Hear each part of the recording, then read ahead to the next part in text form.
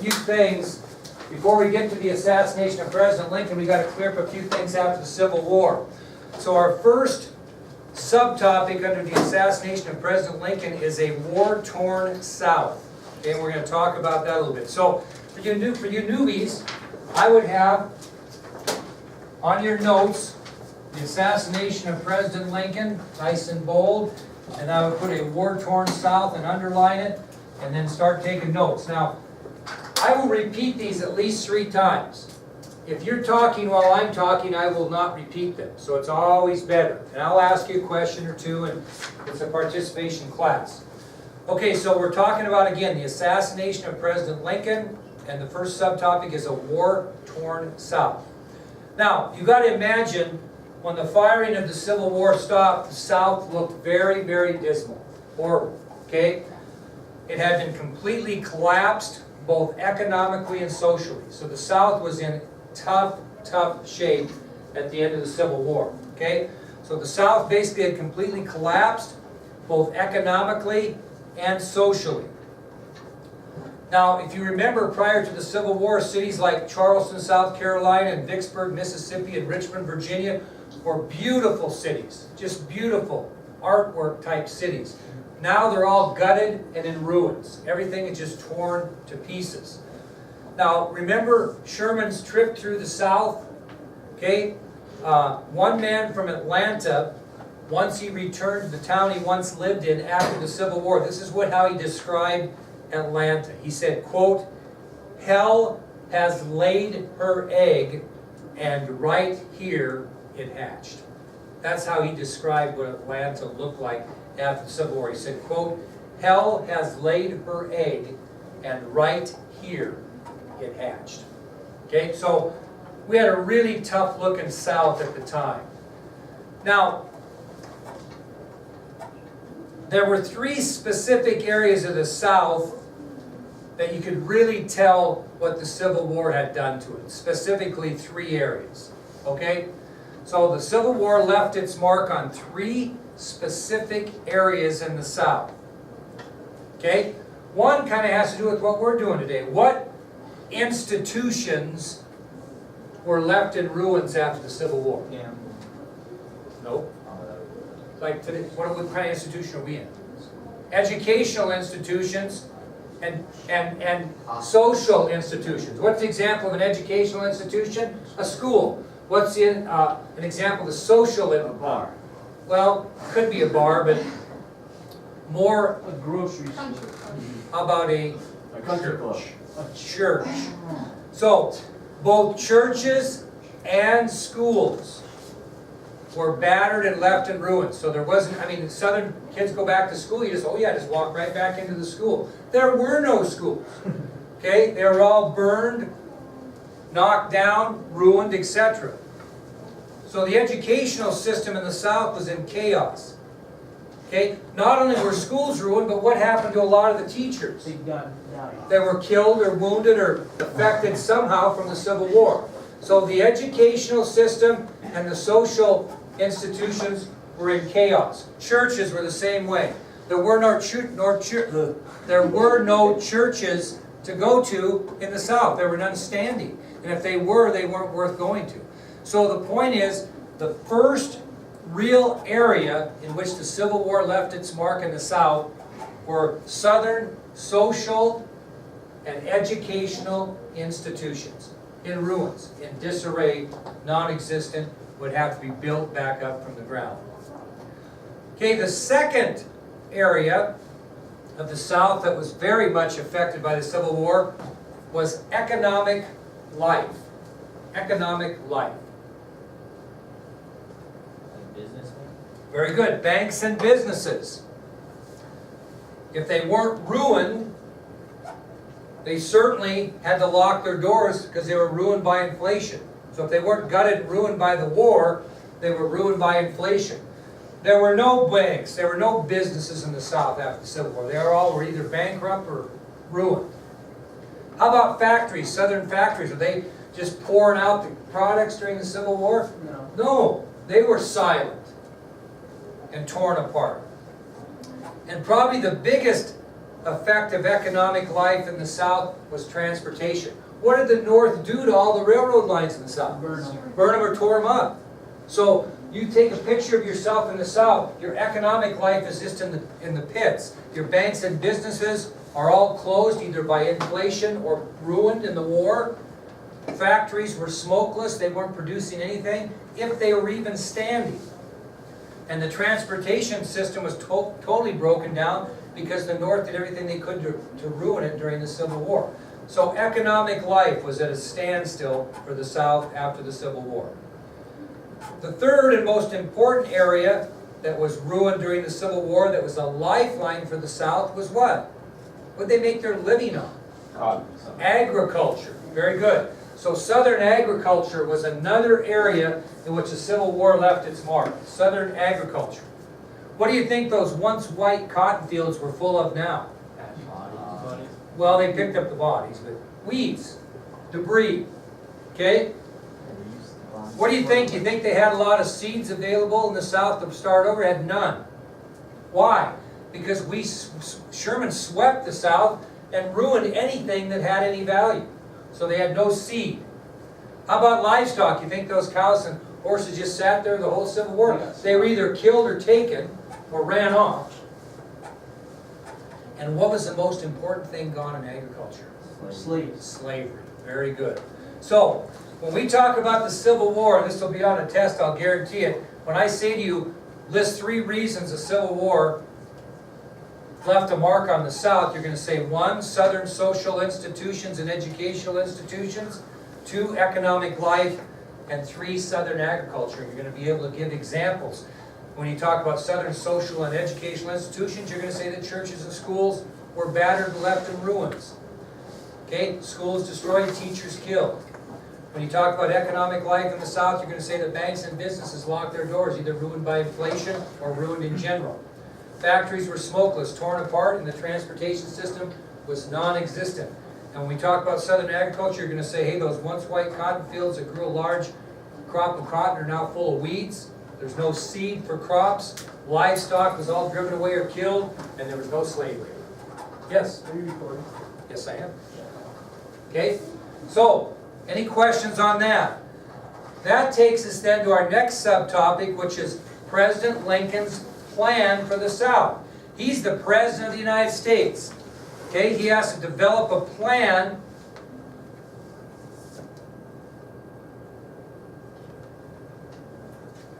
called what in history?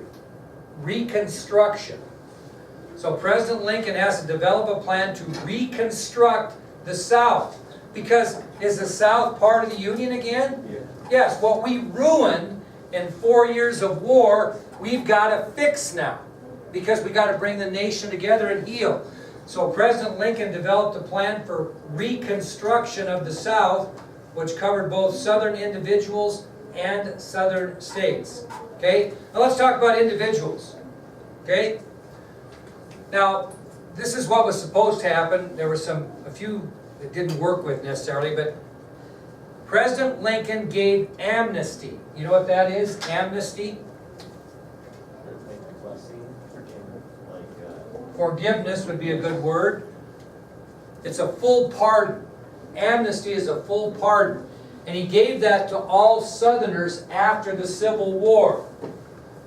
What did they have to do to get the pardon or the amnesty? The Southerners. Reconstruct. Well, simply pledge their allegiance back to the Union or the United States of America. So the first part of Lincoln's plan was to grant amnesty or a full pardon to all Southerners, and what they needed to do to get that amnesty or that full pardon was to take an oath of allegiance to the Union or the United States. They also had to promise to follow all federal laws, which included the abolishment of slavery. So they had to agree to that. So not only did they have to pledge their allegiance or have an oath of allegiance to the United States, these Southerners had to promise to accept all federal laws, which included those that abolished slavery. Now, there were some Southerners that weren't given this offer. Okay? So let's talk about the offer again. The offer of amnesty or a pardon, full pardon, if A, they pledged their oath of allegiance to the United States, and B, they promised to obey all federal laws, including those that prohibited slavery. Now, what three Southerners did they not, three types of Southerners did Lincoln not give amnesty to? Just think about that. AD, can you think? Go ahead, Josh. Generals. High-ranking officers in the Confederate Army. Very good, that's one.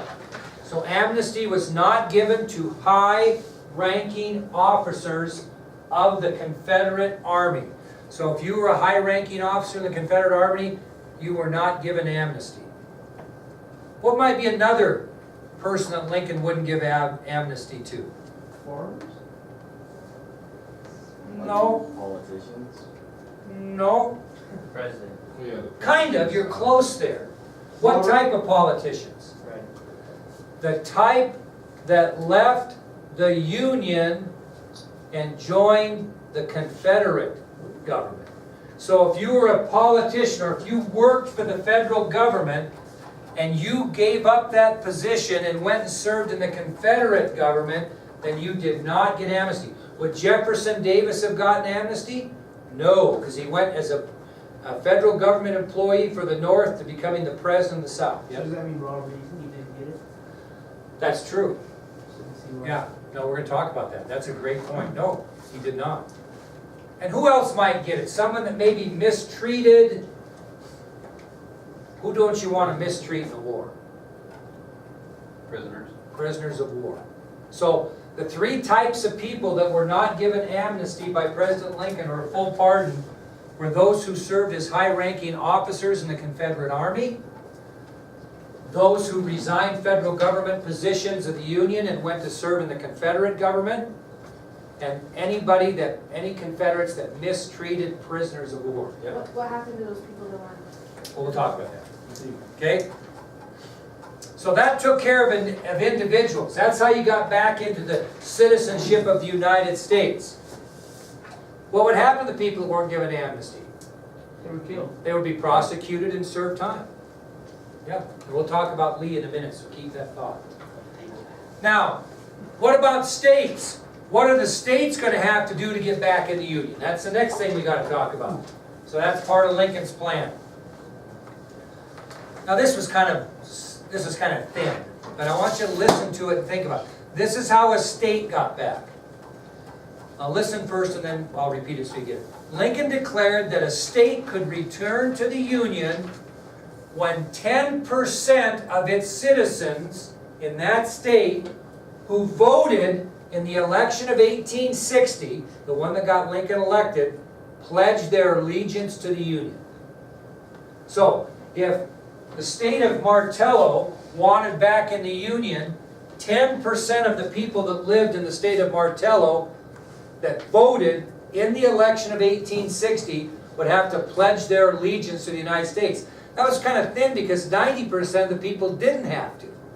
But why did Lincoln make the percentage so low? So that they can get back to easy. Because he wanted them back in the Union. He wanted to put the Union back together. Yeah. So wouldn't there have not been that many people left who had voted in? You don't know. It depends on how. It's a good point. A lot of people killed. And that's another reason I was going to tell you is why he made the percentage lower, because some of them were missing. You know. What happened in the states that wouldn't use it? Well, there wasn't any that didn't. It was not. No, that's why. That's a great point. That's why he made the percentage so low, is he wanted them in. He didn't want them out. He wanted them in. Now, guess who didn't agree with Lincoln's plan for the South? Radical. The Radical Republicans. Very good. You guys that were in the other class heard of the Radical Republicans, I assume, or no? They were just a bunch of Republicans that hated Lincoln, basically. Okay, they didn't like anything he did. Okay? So, not all Republican leaders agreed with President Lincoln's plan for the South. What was the big thing that they didn't like about bringing Confederates back into the Union? They were trying to punish them. Well, kind of. Some of them wanted punishment. What didn't they like? What didn't they like that they were going to have the ability to do once they came back to the citizen vote?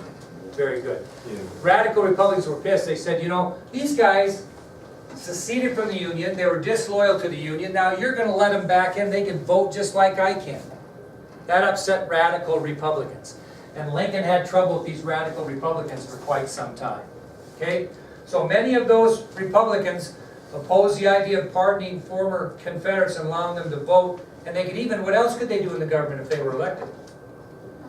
They could hold office, even though they were disloyal to the Union. So those Republicans, again, who opposed Lincoln's plan were called radical Republicans. Now, here were the two most notable radical Republicans. These guys were very radical.